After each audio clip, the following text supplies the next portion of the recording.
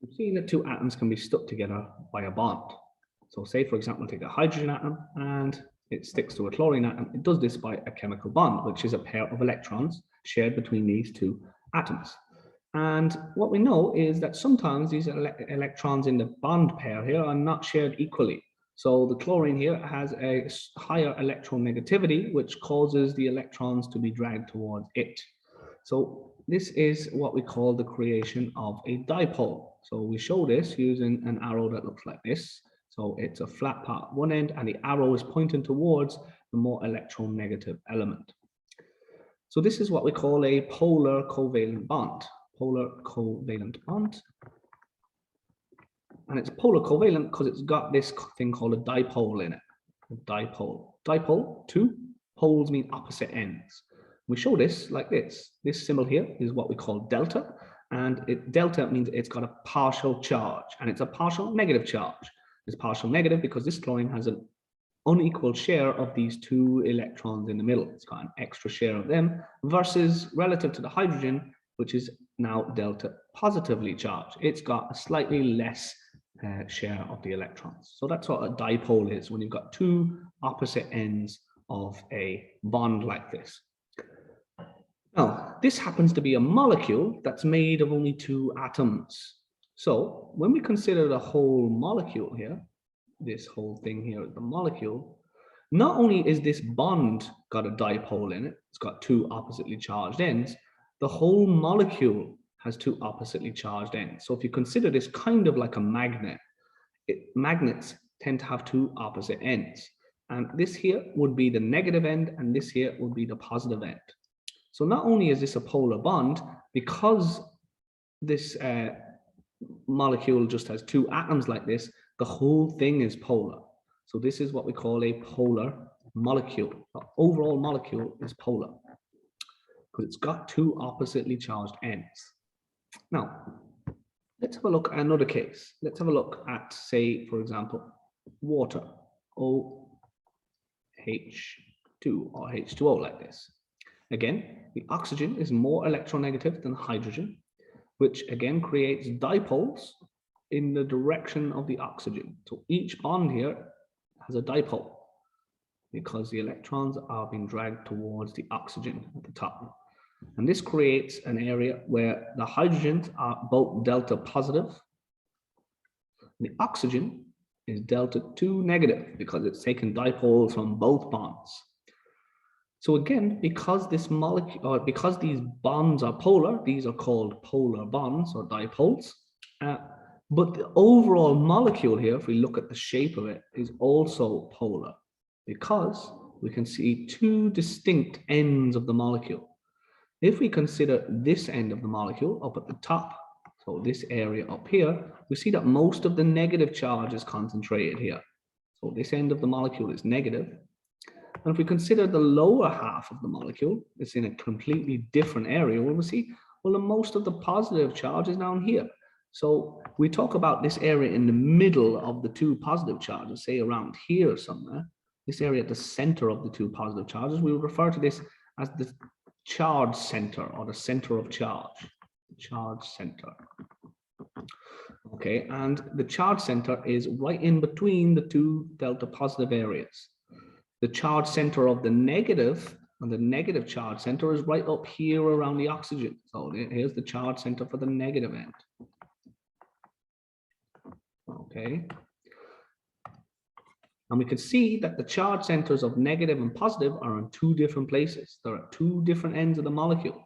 So essentially the whole molecule has a dipole. It's got one end that's negative and it's got this bottom end then that's positive. So this is another polar molecule.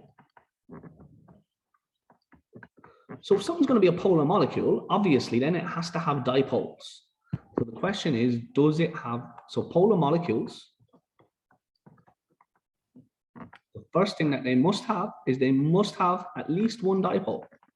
One of the bonds must be polar. It must be polar covalent. It has to have a dipole. But that's not the only thing that matters. There are some molecules that have dipoles in the bonds, but overall they're not polar.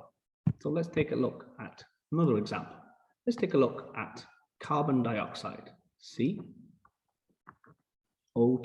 which looks like this. It's a linear shaped molecule. And if we look at the electronegativities, we'll see that there is dipoles here. The dipoles are towards the oxygens. The oxygen is more electronegative than the carbon. And in both directions, the dipoles go towards the oxygens, like this. And that leaves each oxygen delta, sorry, that's a square root sign, it's not delta. Excuse me, there, yeah, so delta like that, delta negative oxygen and a delta negative oxygen. Okay, so there is dipoles. So yes, there is dipoles here, clear dipoles, because the carbon in the center is now delta 2 positive. So there are polar bonds here. So each of the carbon oxygen bonds is polar. So there are dipoles. But is the molecule polar overall? If we consider the molecule, the shape, I'm going to draw a red or an orange square around this. Is there two clear positive sides or ends of this molecule? Well, if we were to find out where the center of the positive charge is, well, it obviously has to be, there's only one place that's positively charged here, and that's the carbon. So all of the positive charge is right here in the middle. So the center of the positive charge is where the one charged thing is. But there are two negative charged ends. So there are two delta negatives in this case. And if we were to find where the center of those is, where do they meet? If we were to join lines until they meet, we would find that the centers of negative charge, the center of them, they meet in the middle. So the centers of the negative charge is in the same place as the center of positive charge. So we say in this case that the dipole, the positive and negative dipoles, cancel each other out. Okay, so the dipoles cancel. So in this case, yes, there are dipoles, but do the dipoles cancel? In this case, yes, they do. So if the dipoles cancel, then it is not a polar molecule. Yes, there are polar bonds, but overall the whole molecule is not polar. So for it to be a polar molecule, it has to have dipoles, and the dipoles cannot cancel. They cannot be in the same place, the centers of them. Okay, so again, quite a difficult concept to grasp here. I'm going to use one more example of two molecules that are quite similar. Let's look at this case here. Carbon tetrafluoride, which is CF4, like this. And we're going to compare that with carbon monofluoride, or which, sorry, this would be monofluoromethane. So it's methane, CH4, but we drop one of the hydrogens and replace it with a fluorine. Now these look very similar, but notice that they are not the exact same. Because on the one on the right, we have 3 hydrogens instead of the 3 fluorines that we see on the left. So there's 4 fluorines on the right, and there's only 1 fluorine, sorry, there's 4 fluorines on the left, and there's only 1 fluorine on the right. This makes a massive difference. Let's look at how it makes a difference. First of all, let's see, is there a dipole between carbon and fluorine? If you look at the electronegativities, you'll see that fluorine has an electronegativity of 4. Carbon, again, I'm not sure exactly what it is. It's around 2.5 or something like that. I'm just guessing, so I'm just estimating. I don't remember the exact number, but it is around that. What you'll find if you do this is you'll find out that fluorine is definitely delta negative. There is a dipole here. So it does go towards the carbon, or the fluorine, sorry, and we do create a dipole. So there are dipoles in this molecule. But notice that we've got 4 bonds that are identical to this. So all of these create dipoles. So this one is delta negative as well, as is this one, as is this one. So there are 4 delta or dipole bonds in this molecule. So 4 polar bonds, which leaves the carbon is delta. Actually, no, I'm going to choose a different color to make it stand out. Delta 4 plus. Okay, so there are polar bonds. Yes, there are polar bonds, or there are, actually, instead of polar bonds, it's probably better to say, yes, there are dipoles. Yep, there are 4 of them, 4 dipoles. But the centers of the dipoles, the question next is, do they cancel? So if we look in the middle here, we'll see that the center of positive charge is on the 1 positive atom. It's on the carbon. But where are the centers of negative charge? Well, that would be in the middle of the 4 negative things because there are 4 delta negatives. So if we were to say, find out where do these join, where's the center of these 4 things, we would find, okay, well, the center of them 4 things is as well, it's in the middle. So it depends on the shape of the molecule. So it's in the middle along with where the delta, the center of positive charge is. So in this case, the dipoles do cancel. So this is what we call non-polar molecule. So it's non-polar even though it's got dipoles in it. What about this case on the right here? In this case on the right, the carbon-fluorine bond is polar, just like it was over here. It is polar. So we say that the fluorine is delta negative and the carbon is delta positive. The carbon-hydrogen bonds, they are not polar. Okay, so there's no dipoles for them. So in this case, there's only one dipole. So it's the same answer as the first one. Yes, there is one dipole. But do the dipoles cancel is the next question. Is the center of positive and negative charge in the same place? And the answer is no, it's not. The center of negative charge is up here on the 1 negative atom. It's at the top end of the molecule. The center of positive charge is on the carbon. We can clearly see that those are in different places. There's a gap between these, they're separated. So essentially we've created 2 ends of the molecule that have opposite charge. So do the dipoles cancel? No, they don't. They do not cancel. So this here is a polar molecule. Okay, so let's have a look at applying that to some questions now. Just a little summary, I suppose, here before we do some questions. It says a polar molecule, what does it contain? 1 or more polar bonds. So it has to have a dipole. It needs to be able to, you need to tick that box. Does it have a dipole? Yes. And the next thing it needs to have a dipole and they need to be unbalanced. They can't cancel each other out. They have to be unbalanced because of the shape of the molecule. So, for example, you must have 2 opposite ends. So it has to be separated. They cannot cancel. If they do this, positive and negative in the same place, the centers of them, then this is non-polar if they're in the same place. If they're separated, like this one over here, then that is polar. So looking at some examples, what you need to do here for this is the first thing you need to do is draw the diagram. So I suggest you pause the video and use this table to draw out some notes, draw out some examples. Pause the video and do that now. First off, begin by drawing the 4 different molecules. Pause the video, do that now. Okay, this is what you should have.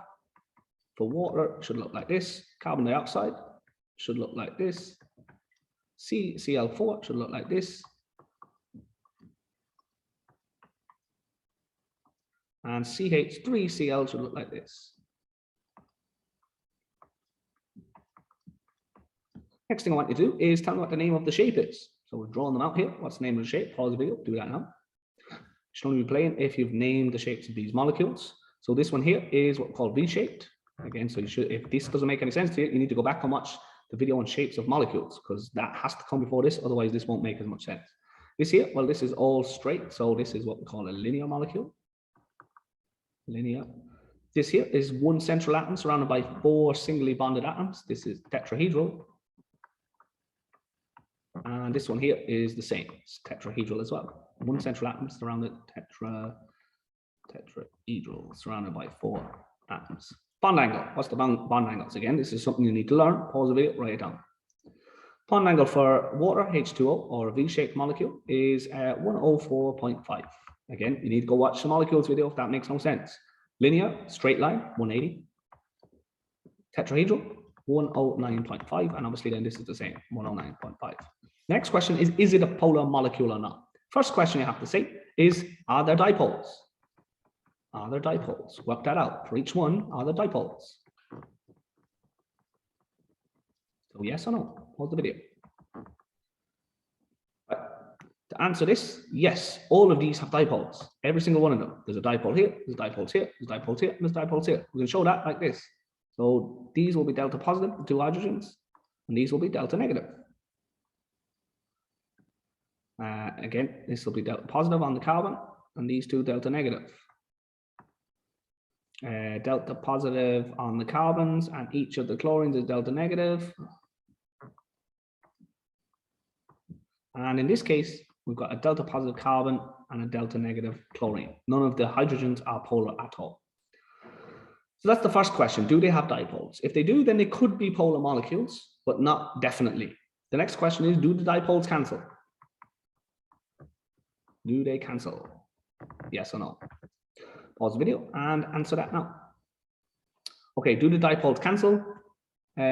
For water, they do not cancel. So this is a polar molecule.